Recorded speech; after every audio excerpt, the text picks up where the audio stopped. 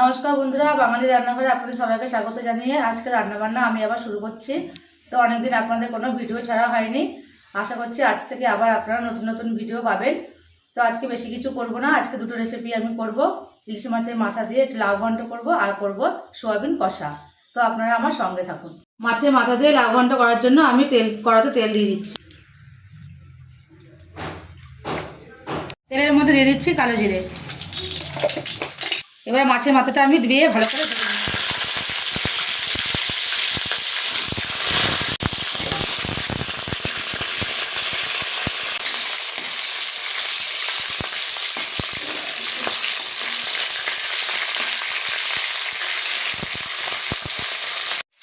মাছের মাথাটা আমার ভালো করে ভাজা হয়ে গেছে, এবার আমি কেটে রাখা লাউগুলো দিয়ে দিচ্ছি।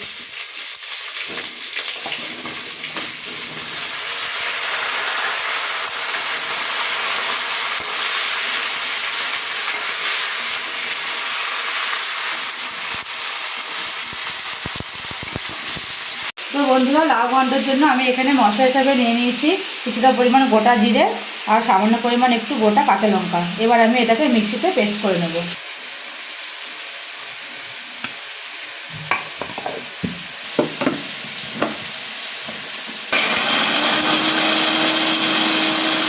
লাউ ঘন্টের জন্য মশলাটা আমার হয়ে গেছে, এবার আমি মশলার মধ্যে পরিমাণ মতো লবণ আর হলুদ দিয়ে নেব। লবণ, সামান্য একটু হলুদ গুঁড়ো। এবার মশলাটা আমি লাউয়ের মধ্যে দিয়ে দিচ্ছি।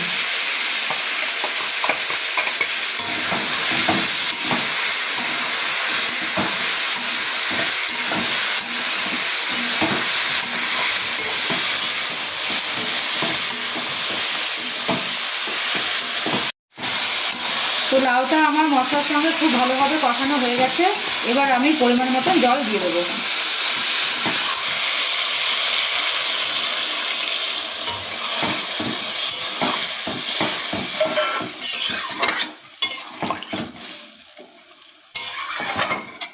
লাউ ঘন্টের মধ্যে দিয়ে দিচ্ছি সামান্য পরিমাণ একটু চিনি।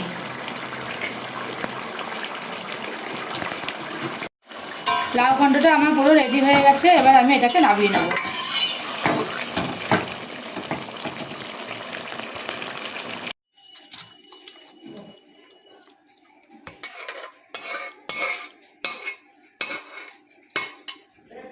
সোয়াবিন কষার জন্য কড়াতে এবার আমি তেল দিয়ে দিচ্ছি। তেলটা গরম হয়ে গেছে, এবার আমি তেলের মধ্যে ফোড়নে জিরা দিয়ে দিলাম। দিয়ে দিচ্ছি কেটে রাখা পেঁয়াজ কুচি।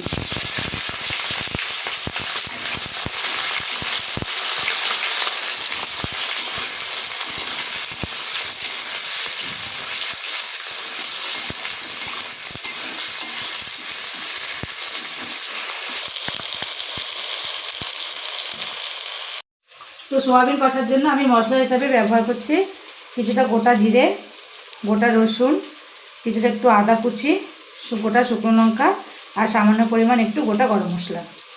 তো বন্ধুরা, পেঁয়াজটা আমি হালকা করে ভেজে নিয়েছি, এবার আমি কেটে রাখা আলুগুলো তেলের মধ্যে দিয়ে দিচ্ছি।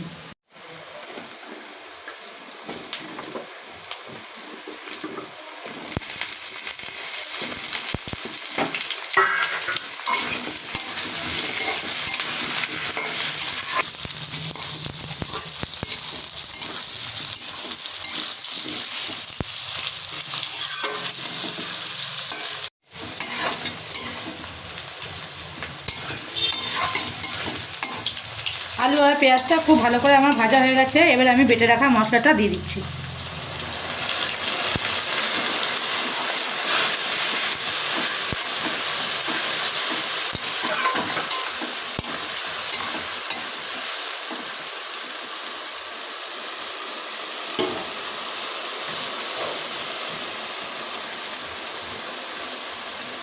মশলার মধ্যে দিয়ে দিচ্ছি স্বাদ মতো লবণ, দিচ্ছি হলুদ গুঁড়ো,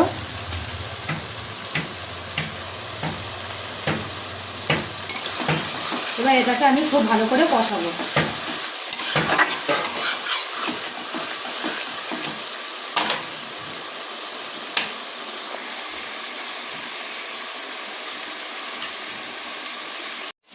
আলু আর পেঁয়াজের সঙ্গে মশলাটা আমি খুব ভালোভাবে কষিয়ে নিয়েছি। দেখুন বন্ধুরা, কালারটা কতটা সুন্দর এসছে।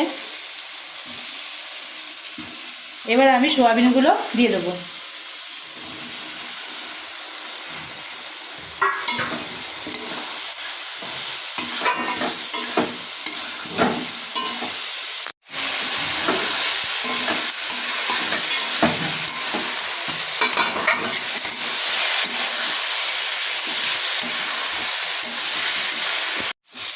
দেখুন বন্ধুরা, সোয়াবিনটা আমার খুব ভালোভাবে কষানো হয়ে গেছে।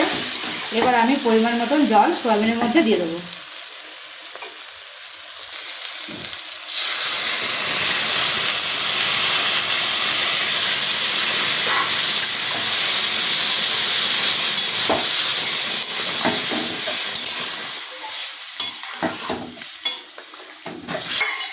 সোয়াবিনের জলটা আমি দিয়ে দিলাম। এবার সোয়াবিনটা খানিকক্ষণ ফুটে উঠুক, তারপরে আমি আবার আপনাদের দেখাবো।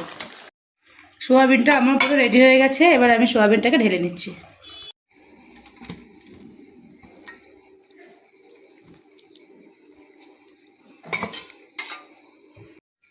আজকের রেসিপি দুটো যদি আপনাদের ভালো লেগে থাকে তাহলে আমাদের চ্যানেলটিকে লাইক, কমেন্ট, শেয়ার করে আমাদের সঙ্গে থাকবেন। ধন্যবাদ।